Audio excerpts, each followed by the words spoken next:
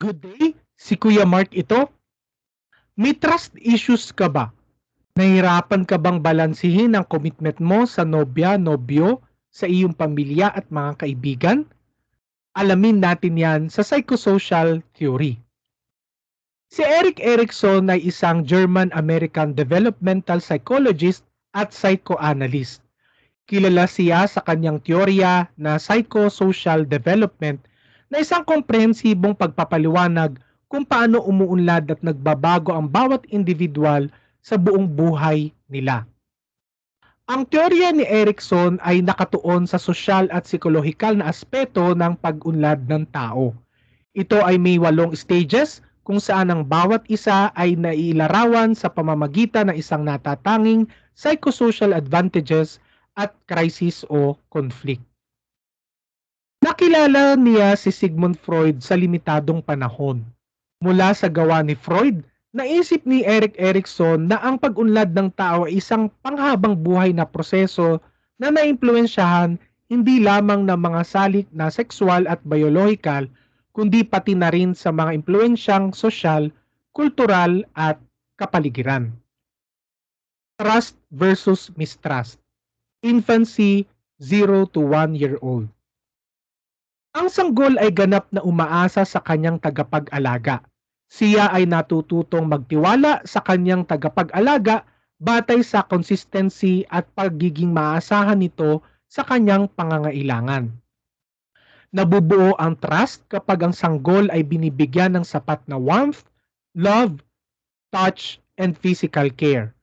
Kapag nabuo ang trust sa sanggol, naniniwala siya sa kanyang tagapag-alaga. Naniniwala siya na ligtas ang mundo at alam niya na matutugunan ang kanyang mga pangangailangan. Ang mistrust ay sanhi ng hindi sapat at unpredictable na pangangalaga ng tagapag-alaga, cold, indifferent at rejecting. Nararanasan ng sanggol ang mistrust kung ang tagapag-alaga ay nagbibigay ng inconsistency o napapabayaan sa pagtugon ng kanyang pangailangan tulad ng pagkain, comfort, attention, at nakakaranas ng physical o emotional abuse. Upang makamit ng sanggol ang trust, magkaroon ng responsableng pag-aalaga o pag-aaruga ayon sa pangailangan ng sanggol sa pagkain, pagbili ng diapers, cuddling, at pagbibigay ng comfort. Maging consistent sa routine para ma-develop ang sense of trust. Autonomy versus shame and doubt. Early childhood, 1 to 3 years old. Ang bata ay nagsisimulang buuin at maranasan ng autonomy. Hinihikayat ang mga magulang na suportahan ng kanilang anak. Gayunpaman, mahalagang tandaan na ang shame o kahihiyan ay bahagi ng karanasan ng bata. Naranasan ng bata ang shame and doubt kung ang tagapag-alaga ay labis na kritikal, palagi ang tinatama ang kanyang anak, hindi pagsuporta sa kanyang anak na mag-explore at gumawa ng mumunting pagdedesisyon sa pagpili, pagpapalaki sa bata na mayroong sobrang higpit na environment, overprotective parenting, at pangungumpara sa kanyang anak sa ibang bata. Upang maranasan ng bata ang autonomy, hayaan siyang gamitin ang kanyang kritikal na pag-iisip, maging komportable sa kanyang katawan, matuto mula sa kanyang mga pagkakamali. Pinapayagan ng magulang ang kanilang anak na pumili ng sarili nilang mga damit na isusuot. Hayaan ng nanay o tatay ang kanilang anak na pumili kung aling pagkain, laruan o aktibidad ang gusto nilang gawin. Initiative versus guilt.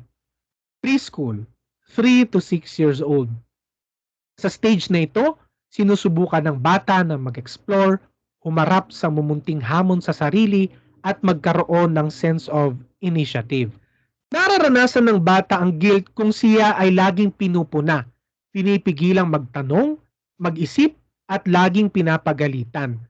Hindi rin makakabuti sa bata na habang siya ay naglalaro, nasasabihan siya na ang kaniyang ginagawa ay silly o kalokohan lamang. Upang maranasan ng bata ang initiative, hikayatin sila na subukan ng iba't ibang gawain tungo sa pagtuklas ng kanilang skills o talents. Hayaan sila magtanong at gamitin ang kanilang imahinasyon. Kung ang bata ay na-appreciate sa kanyang pag-initiate sa mga gawain na de-develop sa kanyang strong sense of purpose sa buhay. Industry versus inferiority, 6 to 11 years old. Sa stage na ito, nagsisimulang mabuo na ang sense of competence at ang kakayahang kumpletuhin ang mga gawain at matuto sa mga bagong kasanayan o skills. Ang pagpapatuloy nito ay maghahatid sa bata upang ma-develop ang kanyang sense of industry. Nararanasan ng bata ang inferiority kapag ang effort ng bata ay hindi pinapansin at nakatatanggap ng sobrang daming negative feedback. Nawawalan sila ng kumpiyansa at motibasyon sa sarili. Upang maranasan ng bata ang sense of industry, kilalanin ang kanilang mga ginagawa at achievements, maliit man ito o malaki. Purihin sila sa kanilang mga produktibong gawain gaya ng pagpinta, pagluluto, pagbabasa, pag-aaral, at iba pa. Identity versus role confusion. Adolescence, 12 to 18 years old. Tinutuklasan ng kabataan ng kanyang pagkakakilanlan, ang kanyang halaga, paniniwala at layunin sa buhay. Habang lumilipat siya mula sa pagkabata hanggang sa pagtanda, ang kabataan ay maaaring magsimulang makaramdam ng pagkalito o kawalan ng katiyakan tungkol sa kanyang sarili at kung paano siya nababagay sa lipunan. Nararanasan ng isang kabataan ng pagkalito sa kanyang papel sa buhay kapag hindi siya pinapayagang makasama ang ibang tao. Hindi niya tiyak kung sino siya. Hindi malinaw ang kanyang halaga at paniniwala. Peer pressure, kahirapan sa paggawa ng desisyon, kawalan ng mga huwaran, at impluensya ng social media. Upang maranasan ng kabataan ng sense of identity, hayaang bumuo ng sariling persepsyo, kahulugan at sense of purpose para sa sarili, pagpili ng tamang mga kaibigan at relasyon sa iba.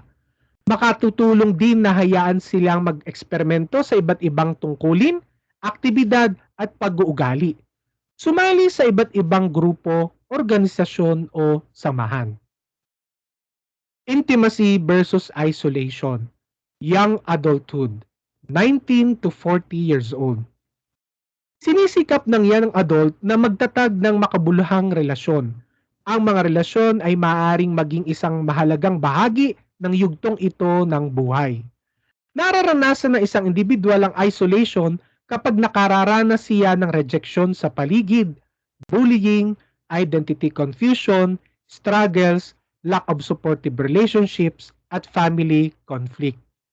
Upang maranasan ng individual ang sense of intimacy, makabubuti na pahihintulutang matutunang alagaan ang iba at alagaan ng iba. Care others and care by others. Close relationships, family bonds, pagtutulungan at pagpapanatili sa pakikisalamuha sa ibang tao. Empathy, pagsuporta at pagbahagi ng mga karanasan sa buhay. Matututunan niya na panatilihin ang enduring friendships with people sa labas ng kaniyang pamilya at mabalanse ang commitment sa nobya, nobyo o asawa, trabaho at mga kaibigan. Generativity versus stagnation. Middle adulthood, 40 to 65 years old. Nakatuon ang pansin ng middle adult sa pagbibigay ng kontribusyon sa lipunan at sa mga susunod na henerasyon. Nararanasan ng isang individual ang stagnation kapag ang sariling mga pangailangan at comfort ay hindi natutugunan. Nakararamdam ng kahinaan ng loob na makisali sa pangkat, pagkawala ng interes sa pagiging produktibo at walang pagsisikap na mapabuti ang sarili. Upang maranasan ng individual ang generativity, maaari siyang makibahagi sa role ng pagpapalaki ng mga bata o kanilang mga anak, pagsali sa grupo, organisasyon o samahan sa lipunan, at pagtanggap ng mga responsibilidad na pinagkakatiwala sa kanya. Integrity versus despair. Late adulthood, 65 years old and above. Sa huling bahagi ng pagtanda, ang individual ay sumasalamin o nagre-reflect sa kanyang buhay. Nakasentro ang pagtatanong sa sarili kung siya ay humahantong sa isang makabuluhan, makahulugan at kasiyasiyang buhay. Nararanasan ng isang individual ang despair kung puno ng poot, regrets, panghihinayang, feeling unproductive, may mga what-ifs, missed opportunities at iba pa. Ito ay kalimitang pinagmumula ng fear at depression para sa ganitong edad. Upang maranasan ng individual ang sense of integrity, makatutulong ang pagtanggap sa kwento ng kanyang buhay o self-acceptance. Feel at peace, pag-alala ng mga magagandang kwento sa buhay, achievements, mga kaibigan, at mga sinamahang organisasyong panlipunan. Nakakaramdam siya ng sense of accomplishment at satisfaction sa buhay. Ang tanda ng sense of integrity ay ang pagtanggap at pagyakap sa kamatayan ng may dignidad sa sarili. Binibigyang diin ng teoryang psychosocial ni Erikson ang kahalagahan ng pakikipag-ugnayang panlipunan, relasyon at kontekstong kultural sa paghubog ng pag-unlad ng isang individual. Itinatampok dito ang panghabang buhay na kalikasan ng pag-unlad habang ang mga tao ay patuloy na humaharap at nireresolba ang mga psychosocial na hamon sa buhay nila.